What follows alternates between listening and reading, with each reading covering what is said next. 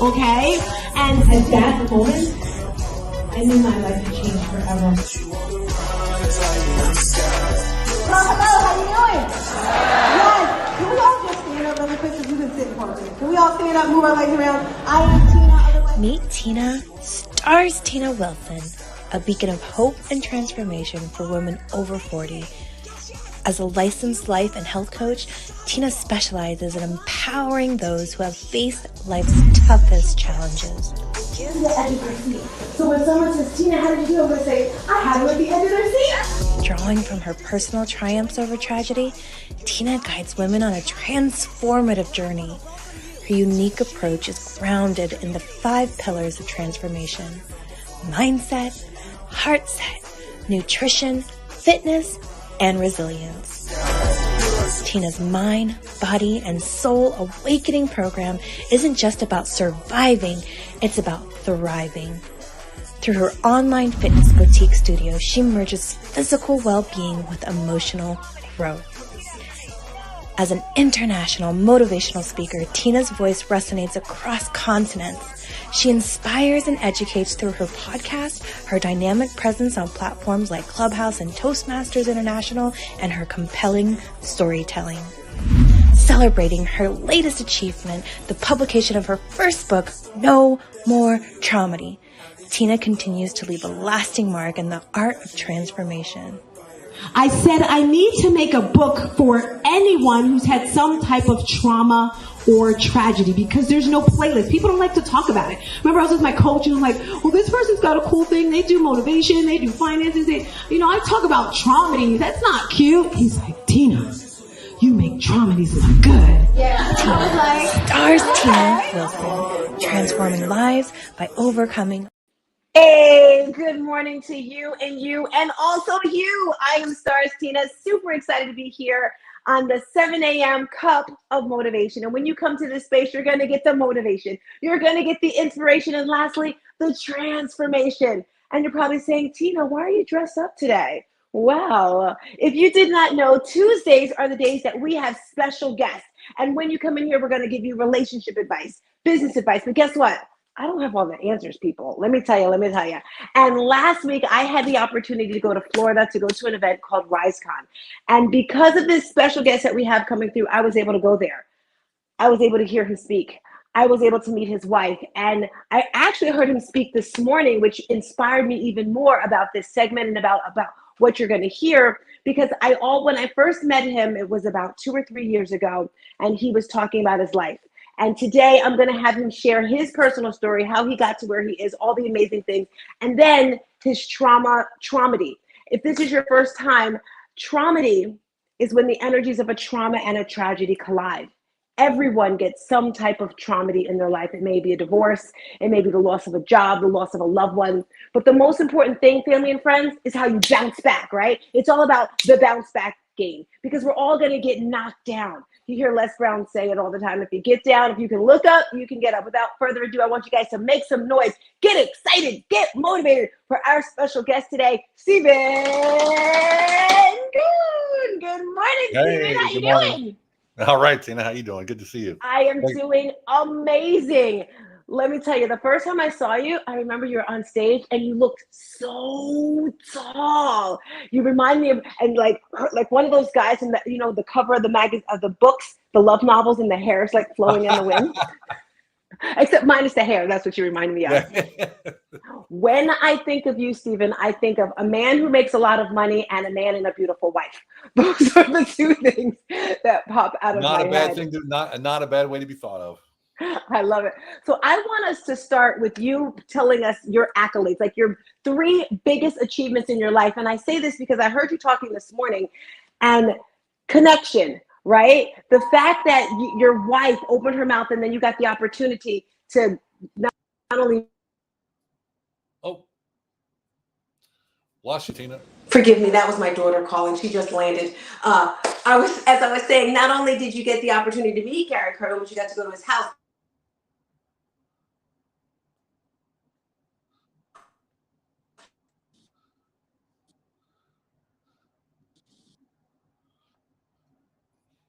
Well, I'm here by myself. Thank everybody for tuning in. I appreciate it. Yeah, we met last week in RiseCon in Florida, in Tampa. That was the second time we met. We met in Kentucky before at the Breakfast of Champions conference with Glenn Lundy, where I got to meet a lot of the people from Clubhouse when it was back a big thing. We had like 3,000 people in the room at a time. It was quite interesting. And we met this time under different circumstances. There we go. Sorry about that. Like I said, my daughter just got in. She's freaking. She's calling. She's like, "Mom, where are you?" She's saying, "Mom, where are you?" Sorry. So I want to hear your 3 biggest accomplishments, and then if you could think of let's just start with your biggest accomplishments. Go for it. I think pulling myself out of the gutter. I think when I was homeless in 2008 and had the suicide attempt and ended up in a monastery, I think pulling myself out of that by myself was quite an accomplishment. Second accomplishment, obviously, my kids. And third accomplishment is Olga, and that is an accomplishment because I attracted her. I worked on myself with 4 coaches for about 4 months every day, like an hour or 2 a day every day for 4 months until I got back to who I was after my second divorce. My second wife left me. And I was in a place where I knew I was like, wow, I feel amazing. Like I'm the best I've ever been. And on that day, I attracted Olga on that very day. So my accomplishments have nothing to do with money, wealth, travel. I've lived in 10 countries. I've lived, I speak 3 languages. I've traveled the world, worked with royals and politicians and rock stars and famous people, like celebrities, but they're not accomplishments for me. They're just stuff that I did. Right. I love that. And I want to get back to what, how you said your accomplishments, your children getting up from the defeat, and then your wife, because a lot of people, when they think of achievements, now I would have thought just from like the outside, and it's crazy how when you finally meet someone and actually talk to them, their heart, right? But looking at you, you would think, oh, all he cares about is money because, you have a lot and you talk about it a lot. But I think that is so beautiful how you say those accomplishments. What are your thoughts about that? Have you ever been told that before? I don't ever talk about how much I earn or none of that stuff. Today was the first time in Clubhouse I ever said something because I wanted to make a point. But I don't talk about I've never shown my car. I've never shown the house. Nothing. It's always about how you get to where you want to go. That's basically how it is. But I don't even feel accomplished when I talk about the things like that. It doesn't even feel accomplished to me because people say, "How did you get to work for Mick Jagger?" And I'm like, I just did it. It was just a thing that I did. It wasn't like, oh my gosh, look, I was able to work for Mick. It wasn't. It never was. It was cool. It was exciting. I get to stand backstage with Mick Jagger, listen to the songs that I grew up with. But that wasn't an accomplishment. That was just something I did. So for me, something that's an accomplishment is something that has a lasting effect in your life. And if I look at my kids and I look at my time that I spent in the monastery, those are things that I can tap into from the past. And my kids, I can call them anytime and get that inspiration from them. And then, of course, Olga, she's always there for me. No matter good, bad, or ugly, she's there for me. And can you tell us? Yeah. Go ahead. No, and that's what's important for me. Like, I mean, honest to God, I'm 100% disabled veteran, clinically depressed, PTSD, the whole works. And without people around me who love and care for me and understand that I'm in this place sometimes, I wouldn't make it. I'd have been gone a long time ago. And, I think about the military every single day. And I've been out since 1993, but when you go to war, it just sticks with you. I see the little girl's face that I saved. I see my buddy who I lost. I still have those almost every single day. Dreams, thoughts, feelings. I'll smell diesel exhaust and I'll think of the tanks in the desert. It's like I'll smell rotten trash in some dump somewhere going by. I'll think of the desert immediately. And so, without the support structure around me of knowing that I can tap into my kids anytime, see their beautiful smiling face, and that I can tap into the source of who I became in the monastery, which I visited like 10 times since then. And then of course I can just go and hug Olga and tell her I need a hug, and she's there, and she's probably my biggest fan. I think she's my biggest fan in everything that I do. I love it. I want to talk about this monastery because it seems like that was a huge impact on you. I don't know anything about monasteries. What made you go there? How did you hear about it? Where did you find us? Please tell us a little bit about that. And if you're just tapping in, this is Steven Kuhn. He's sharing his trauma with us right now. Well, I'm going to skip past why I went. I'm just going to tell you the reason, but I'm not going to explain it. So I had a suicide attempt and it failed, thank God. And I called a buddy of mine. I said, Michael, he's Austrian. I said, Michael, if you don't come and get me, I'm not going to be here tomorrow. I was living in Berlin, Germany at the time. So he sent plane tickets, picked me up at the airport, and dropped me off at a monastery. And I'm like, what am I doing here? And he said, I'll pick you up when you're ready. And I was like, okay. So I went, yeah. And there was the Benedictine monks monastery, and Benedictine monks, they meditate. They actually have meditation rooms, meditation chairs. They have a huge Barockian garden with meditation spots all around it. Beautiful, beautiful gardens, the Roman gardens with all the designs and everything. And they have little spaces everywhere you can sit and meditate. And that's what they do. And so that's how I got there. I spent 8 months there. And yeah, and no TV, no laptop, no cell phone, no access to the outside world. And no one even knew who I was. But the most impactful thing about the monastery wasn't 5:45 in the morning getting up and doing the mass, the chanting and the prayers that they do along with meditation in the chapel that was built in the 900s. But the most impactful was when I got back. Integration is everything. Integration, whether you do plant medicine or you do any kind of therapy or whatever, it's always about the integration, right? It isn't about the therapy itself. It's about the integration. And so I went back to Berlin. And when I got back to Berlin after 8 months, and remember, before I was homeless, I had 3 cocktail bars, a nightclub, 87 health clubs in 9 countries. I was a best-selling author. I was a TV news anchor. I was an MTV VJ, right? Everybody knew who I was. Everybody knew who I was. And I got back after 8 months, and no one even freaking noticed I was gone. So that taught me the biggest lesson of my life, and that is people care about you as long as you're relevant in their life, as long as you're present in their life. So if you have somebody you care about, always be present, right? Because as soon as you're not there, out of sight, out of mind, right? And that was shocking for me. And then I said, okay, my life's changed now forever. And from that point on, I focus on things that I can do for the people that I love, that are close to me, my clients, my friends, my family. What can I do to them to make their life even better? If anybody else happens to trickle into my, circle of influence, then that's great, and we can work on it. And I'm a giver, right? So I spent the entire conference talking to people, except for when I was on stage and Tucker was on stage. So that monastery experience, I literally went in there, and I went to the monk, and the first day I said, "Look, here's my problem. This is how I feel. How do I solve it?" And he said, "Go walk in the forest." And I was like, what? Is there going to be trees I'm going to be talking to, or what's going on? And I was like, no, I want an answer. He goes, the answer comes from within. I was like, oh, Jesus, one of these guys, right? But after those 8 months, or actually after about 2 weeks, I didn't want to leave.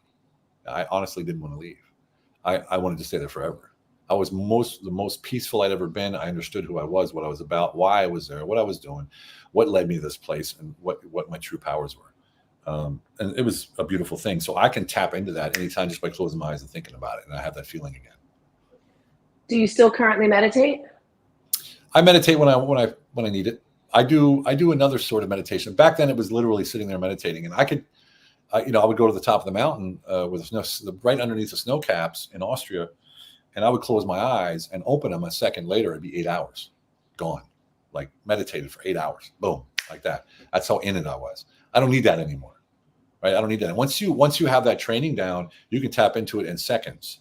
So my meditation is like close my eyes, visualize, feel it, and I always unite the mind that doesn't feel and the heart that doesn't think. So if I feel something or I think something, I bring it down so I can either feel it and think it on the other side, right? So I'm bringing my thoughts down to my heart up to my thoughts so that I can come in the middle. And when you create reality comes from the thoughts and the feelings combined. If I feel like I want to do something, but I can't think it, or I think that I can do something, but I can't feel it, it's not going to happen.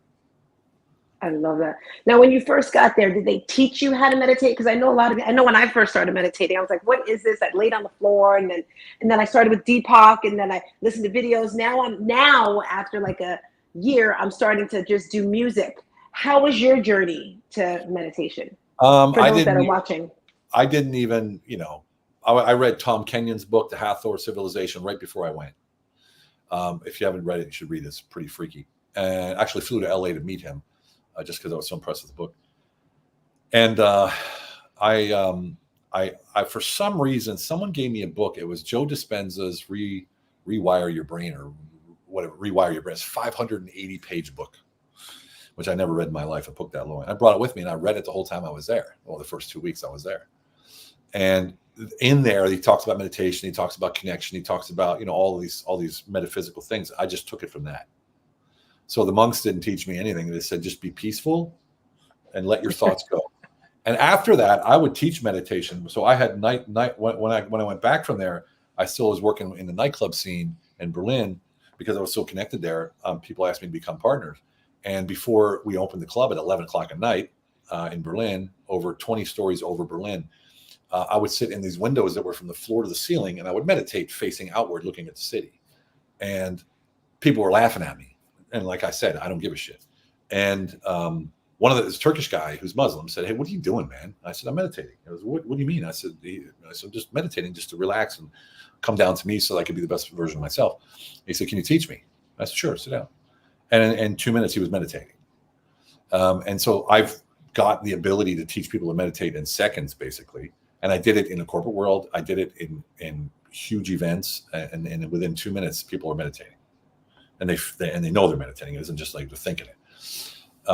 And that ended up, after about 2 weeks, every single employee, about 25 employees, would sit down with me and meditate every night before we opened the club.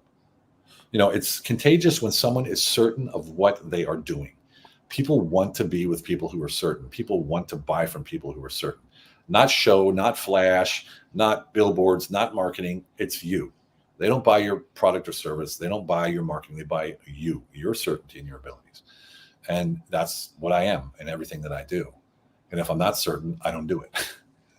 Exactly. Meditation and prayer. Some people would say it's the same thing. It's different. What are your thoughts about that? It can be both. It can be, you can either meditate or you can pray, or you can do both at the same time. The monks, they would stand in the morning at 5:45. There was mass at 5:45. I think it was at 10:45, and then at 17:30. There was 3 times. I only went in the morning most of the time. They would go up there and they would stand in rows and they would chant in, multiple languages. Sometimes it was Latin, sometimes it was French, sometimes it was German. Sometimes. What are the chants? Just noises or what? Yeah, like maybe no, like whatever they're saying, right, in different languages. Did you see the movie Tina Turner? No. Okay, there's a part and she chants "No mio Mexico." Yeah.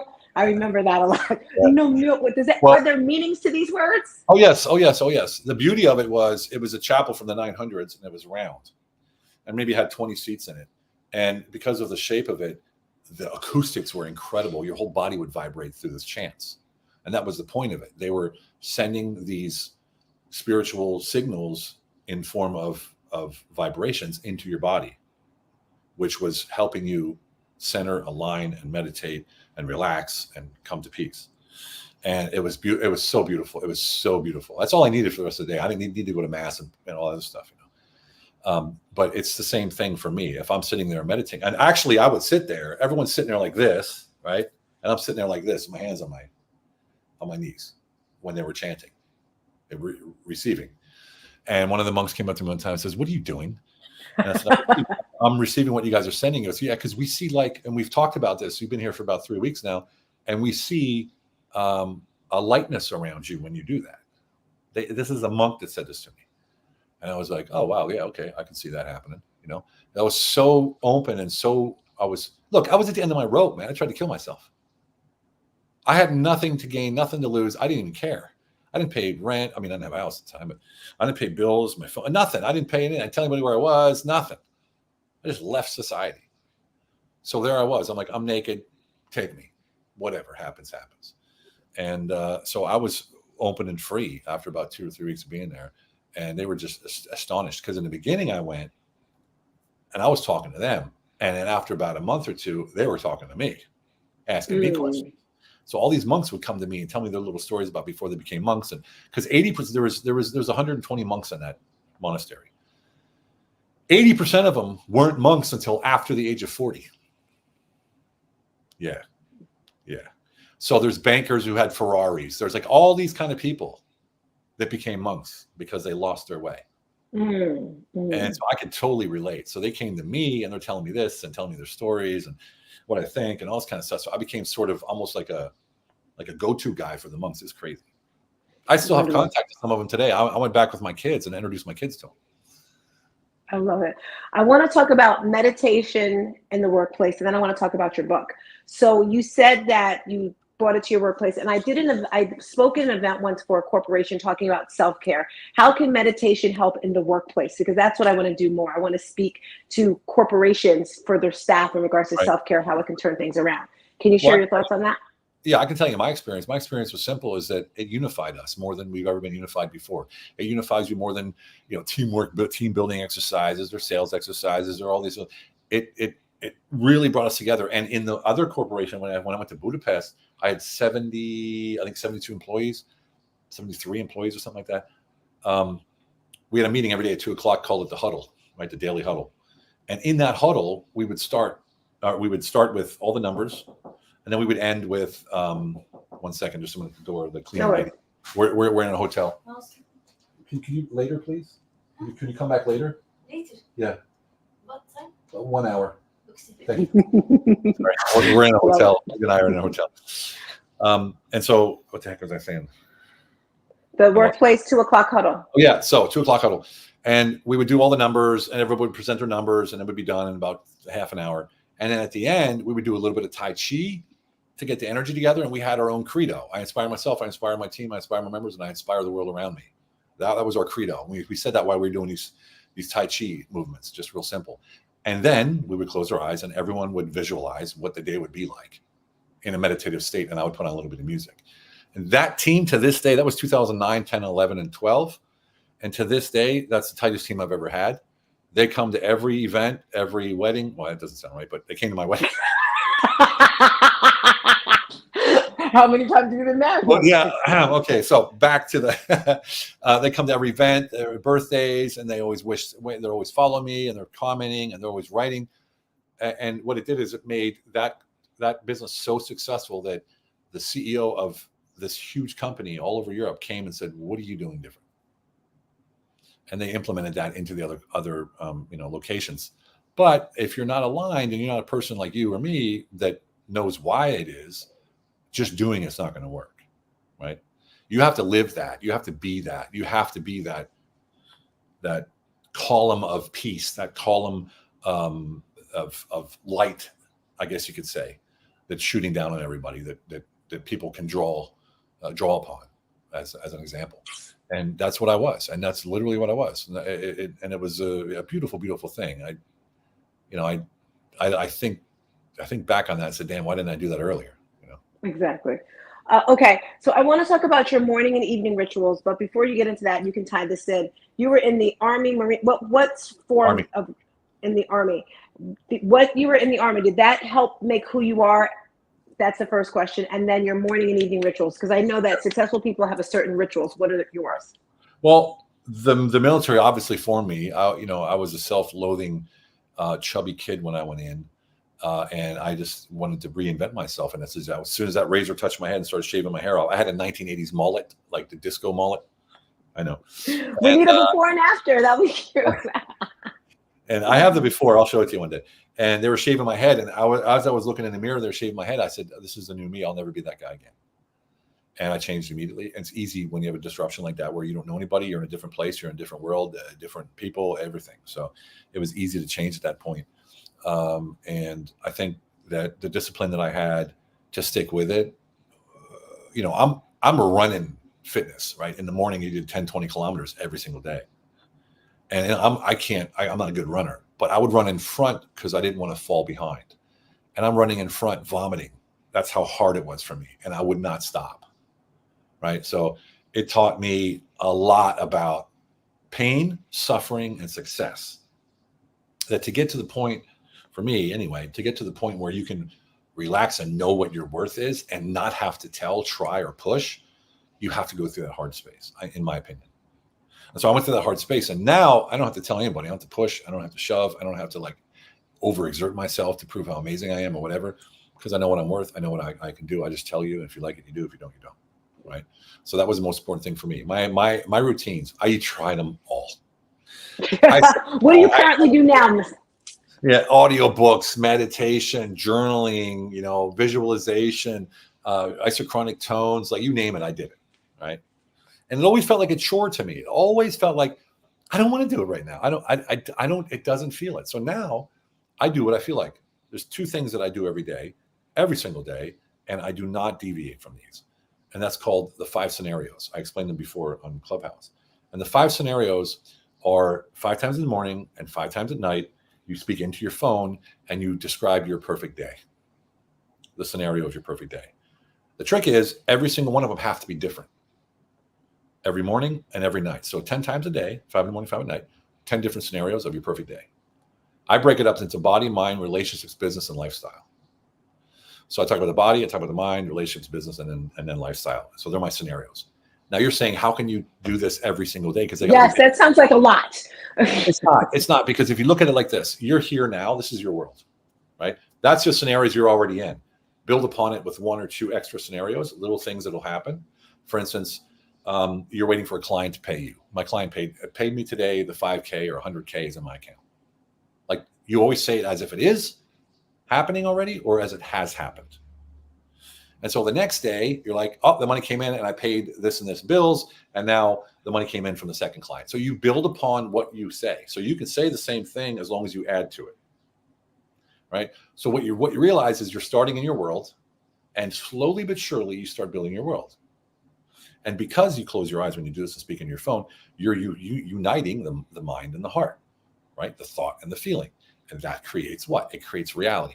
And the most powerful person I've ever seen do this, everyone who I've taught this to, bar none, and I mean everyone, it worked.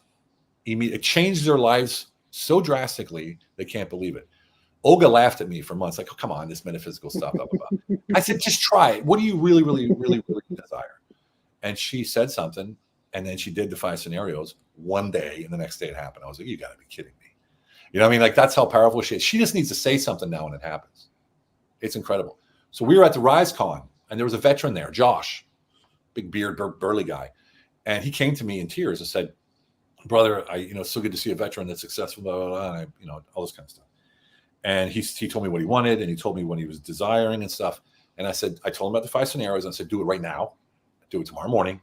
Can you give an example for those that are watching? Because this sounds, I feel like I'm on an infomercial right now. Yeah. No, it's look, I was taught this by a guy that's worth 150 million. He does it every day. A half ago, he tried to kill himself, had no money. Right. So that's who I learned it from. So an example, I woke up today. I had a wonderful breakfast with Olga. Then we went to the beach. I hung out for a while, picked up the kids, and we went out. And while I was on the road, Olga was driving. I checked my bank account. I had $2 million that just came in from Project XYZ. Right. So that's one, for instance. The other one is I'm healthy, wealthy, wise, and rich. I'm healthy. My back is straight. You never say my back isn't messed up anymore. You have to say the positive of it. So you say, like, my back is pain-free, my neck is pain-free, right? And I had the operation is done now, and Like, you just keep building upon what you already have until you get to until you've covered everything you already have, and you start adding on things that you desire. Now, remember, if you want something and you say, I want, that's the perpetual state of not having, because if you want it, you don't have it. So be careful when you say, I want something. Or you switch it up and think, okay, what happens when you say, I'm going to go check the mail? You go check the mail. You don't make a plan and worry about it. You go check the mail. Right? Or you want to get a magazine, you go buy the magazine. If the magazine's not there, you don't crash and burn. You go to the next place to buy the magazine. If you want something, just go do it. You either desire it and have it already in front of you. And I can tell you this, the way I deal with life in general is simple. Three things: receive what's in front of you, decide what to do with it, and let everything else go that doesn't serve you. That's people, that's places, that's things, that's money, that's opportunities, and everything. If you do, like a TED Talk, I'm supposed to be at a TED Talk 3 days ago, and I turned it down. Second year in a row, I've turned it down. They keep inviting me back. Yeah. It's just not aligned with me right now. I know that. My intuition says now it's not the right time. And now I know why. Because I went to Florida, and I was supposed to go after Florida to go to the TED Talk. And while I was in Florida, so much happened with me that is exactly correlated with my TED Talk. It completely changes the outcome of my TED Talk just because of the experiences I had with those in Florida. And so there's always a reason why your intuition is telling you something. Oh, someone's calling again. Or your phone died, one of the two. It could be. And I know she's busy. So if you see the bottom of the screen, Unleash Your Humble Alpha, that is my book. And I would encourage you to buy it or listen to it on Audible. It's an amazing book. It will change your life. I promise you that. Anybody needs to reach me, just reach out to Steven@humblealpha.com, and we'll take care of it from there. I just started rolling on, it's just.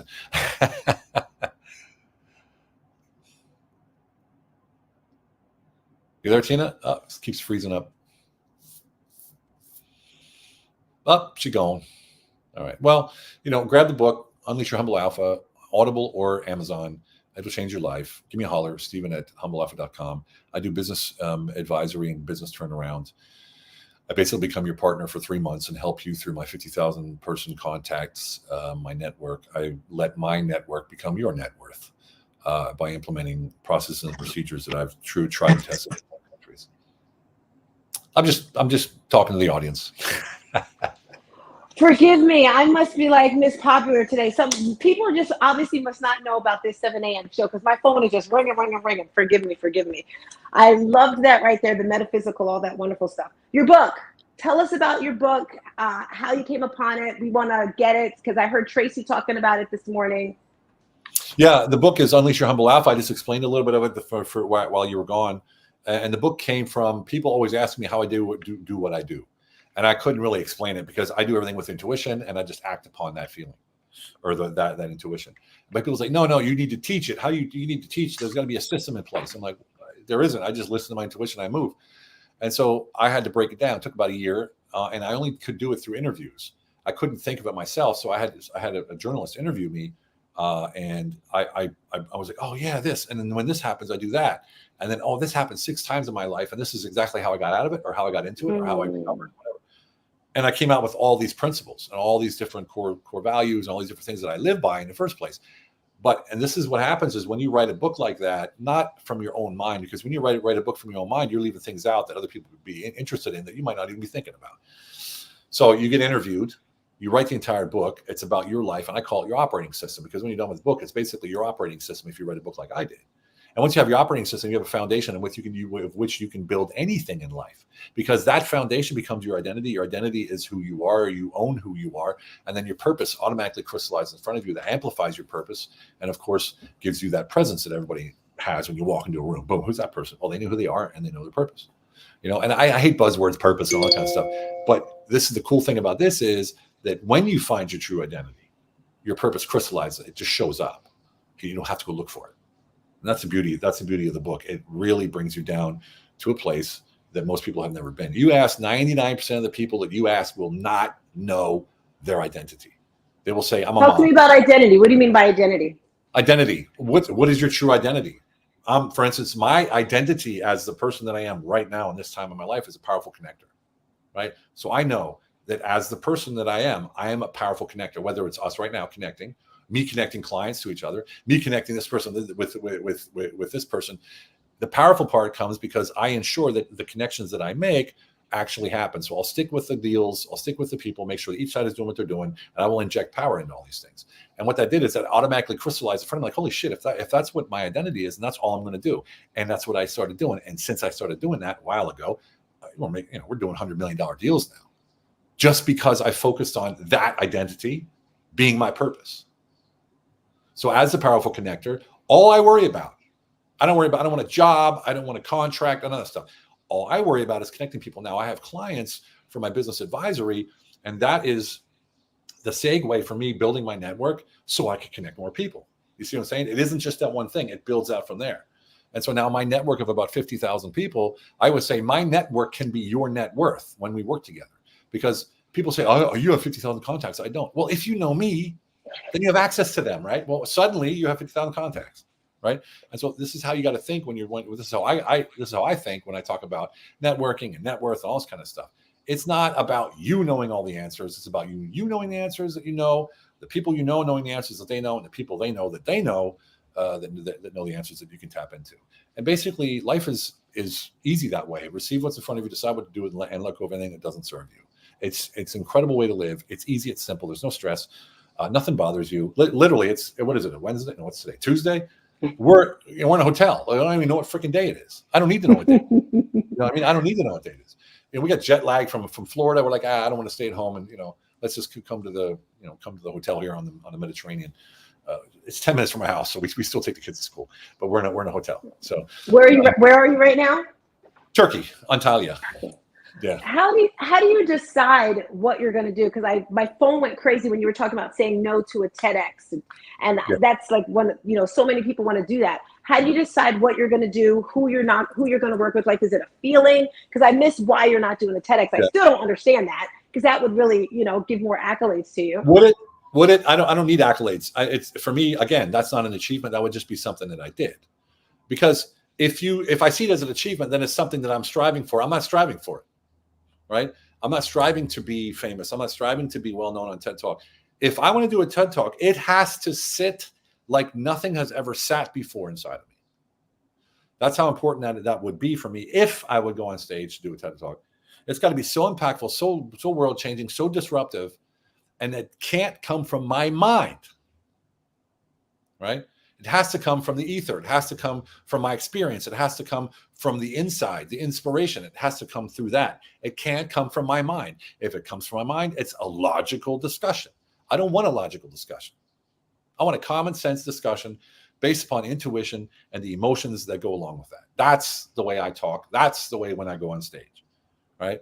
And so until I have that, until I feel that, not think it, until I feel that, I'm not going on stage to do a TED Talk. And like I said, when I went to Florida, my TED Talk is about the power of the Black woman. And I don't mean black, the Black women, powerful women. I'm talking worldwide. The most oppressed person on the planet is the Black woman. It doesn't matter what culture you are. It doesn't matter what planet you're on. It doesn't matter. The Black. Are you talking Black as an African American, or are you just using that word freely? Black as African American, yeah. Okay. Yeah. So it's the most oppressed person on the planet, and there's a whole story behind that. I got this downloaded one time when I was meditating. Right. This whole thing came to me. I have no idea why, and I don't know how to explain it. I don't know how to really get into it. And I talked to the TED Talk guy who's African American, and he said, "Dude, you have to do this. You have to," because he read the whole thing. And I said, "I don't know how to do it yet, so I'm not going to do it yet." And I went to Florida, and man, I got so much insight. We were flooded with attention from African Americans, and Olga and I were sitting there going, like, "Okay, this is cool, man. Like we could go into dinner, hanging out." I am so curious because I'm curious how a white male can relate to a Black female. I don't know if I can relate, but I attract. Not relate, but I don't know if I can relate, but I attract. You attract everything. Come on now. Well, when I first started online consulting, 60 to 70% of all my clients were Black females. I have no idea why. And then I asked them, I said, why do you guys keep coming? I'm just, some dude. Like, no, because you talk to us like you talk to everybody else. You expect from us the same thing you expect from yourself. You don't look down upon us. You don't have a preconceived notion. You don't have any thoughts about how we should or shouldn't be. You just accept us as we are. And I was like, well, why is that odd? It's like, this fucking doesn't even make any sense to me, And then it came to me in Florida. I had this one guy who was in prison for 10 years, who we went to dinner with. Really, really good guy, man. And he was like, "Dude, I swear you're from the hood." I was like, "Me? What are you talking about?" And I said, I'm the furthest thing from the hood, man. I'd be shot in 2 seconds in there. And he's like, no, it's your energy. Like, it's your energy. You're one with us. Like, you're not different than us. You matched our energy perfectly. And I was like, wow, okay. And it just opened up a whole new door of what I'm going to talk about in that TED Talk. So until I have this all hashed out and I feel it, and it's full through the intuition that I can say it verbatim, not from my head, but from my heart. Gotcha. I can say it. Yeah. What about people connecting? Because you get a lot of people that want to work with you, I'm sure. How do you know who to work with, who not to work with? Intuition. I feel it immediately. I feel when someone wants something for themselves or someone wants to contribute to the greater good for both of us. Because when I work with somebody, we're all going to profit from it. I don't try to break that down. Because there's some people that I haven't worked with, who I could have worked with and would have paid me a lot of money to work with them. But it's either integrity, if something's not right, it doesn't jive, something seems off. They're throwing the money around. That means they're not serious. It's this kind of stuff. It's just all sort of feeling. I don't really have a formula for that. I literally go with my like, if I'm driving down a road and my intuition says turn left, I just turn left. And Olga's like, what are you doing? I said, I have no idea. I'm driving left. You know what I mean? Like, who knows? You are just, oh my gosh. I am just feeling and learning so much about you. It's like, is he really human? Like, is he real? You're definitely at that next level. And it's not a level. Tina, it's not a level. It's the exact opposite. It is the absence of all levels. It's the absence of all the hierarchy. It's the absence of all levels. It's the absence of everything that society says it's supposed to be. I am who I am for me, my family, and my friends. And anything else on the outside, how they think I should be, what level I should be on, how the measurements and all this, doesn't matter to me. It doesn't matter to me at all. I don't care. I don't care at all. I don't give a shit is what I always say. So be you for yourself. Be authentic and people will love you. Right? Seriously, authenticity is what people love. I know it sounds corny and cheesy, but it's true. And it's hard to be yourself. It's hard to be who you are because you're constantly judged. You walk into a room, right? You walk into a room at the RiseCon, and you go, like I said today, you sit on stage. There's 4 chairs, 4 guys, and a moderator. You're supposed to sit in these chairs. Well, F that. I'm not sitting in no damn chair. I know you were standing up. You were the only one who stood up. I'm like, look at him. Why should I be put into a box if I want to stand up and talk and I want to jump around? That's what I'm going to do. You see what I'm saying? But I don't do it by hurting others. I don't do it by hurting myself. And I don't do it in a brash way to take the attention. I'm just being me. And I owned my message. And so that fit my message. If I stood up and would preach like some out of a book or something that I learned, I would come across completely differently. I did it because that's the emotion that I was carrying through my body language and everything. Right. So when you are yourself, you own your presence, you own your message, and your message comes from here. Right. Once that heart and that mind is unified. You're changing lives today. Do you know that? Instagram. Well, this isn't Instagram. Facebook, LinkedIn, YouTube. Do you feel this energy? Like, I've had guests on, I'm just like, I'm getting pumped up. I'm getting motivated right now. Because it's like, I've never heard some of the things that you're saying. And I thought I knew quite a bit about personal development and growing. What's a final closing thought that you would like to leave us with that was a catapult for you besides, it could be Olga, because I know you talk about her a lot, which I love.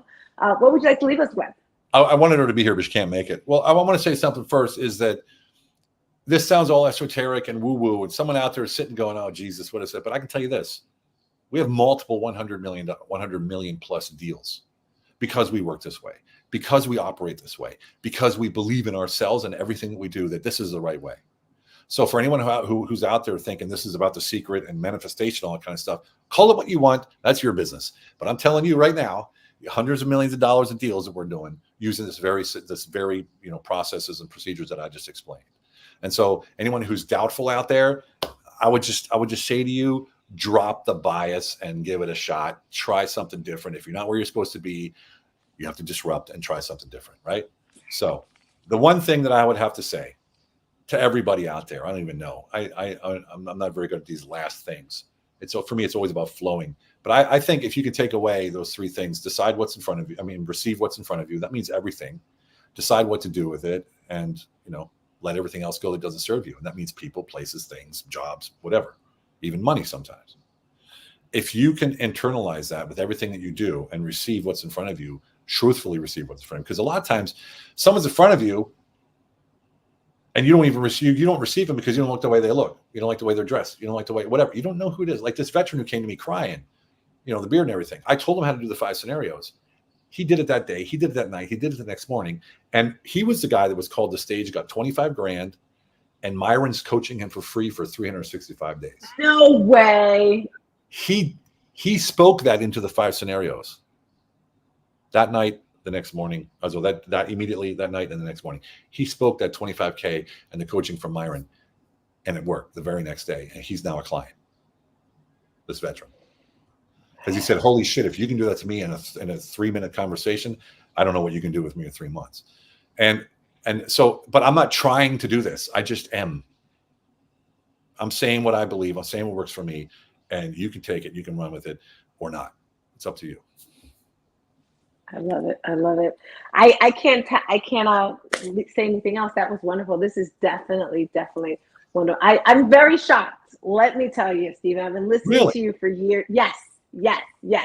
You are nothing at all what I imagined. I told you at first I thought you were like this unhuman, and then when you would always talk, and the only thing I would hear was like money, Olga, money, Olga, money, Olga. I'm like, all he ever does is talk about money and Olga. That's it. Money and Olga. Millions. That's all. And me, I was like, that's it.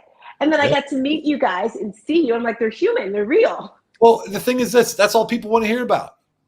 Everybody wants to make money. Everybody wants to be rich. Everybody wants to make it. Everyone wants to get out of their hole. Everyone wants to make money. And relationships. And I got to tell you, Olga is a big part of that, man. Olga, the 100 million mark, I had that years ago, and then I lost it. I hadn't touched that kind of money in a long, long time. I'm not saying we made 100 million. I'm just saying we're doing these deals. And now we're doing them like we got 7 of them lined up right now. Ridiculous. Right. And it has a lot to do with Olga's belief in me where I had lost my belief in myself after my divorce, after all that kind of stuff, right? In the second divorce.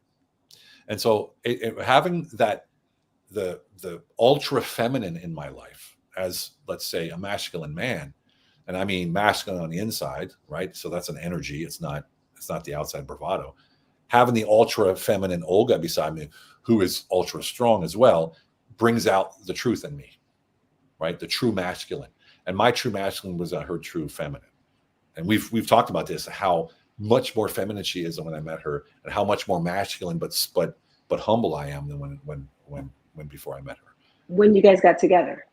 Yeah. Why do you think that is? Because we complement each other and we understand the power of the other and we elevate each other. So it's never about me when she's around, and it's never about her when I'm around. Right? You saw me on stage. Yeah. Well, just when you guys were standing there, it was like a magnet. Like, this is the magnet, and I'm like, ding!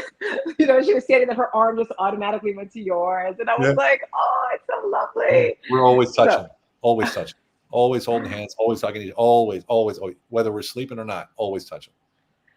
Steven, I just want to let you know, you definitely made a huge impact on my life today. I talk about the ripple effect a lot, like the rock and throw it and you see the ripple effect. And you gave me that extra reframing, that extra bright light, you know, because no one talks like you. I mean, unless it's like I'm serious, unless it's like The Secret, like from the monastery to the 5 things twice a day. I'm gonna have to watch the replays just to get all the goodies, because this was, you got to talk like this more often. I've never heard this before. Well, it always comes out in an interview.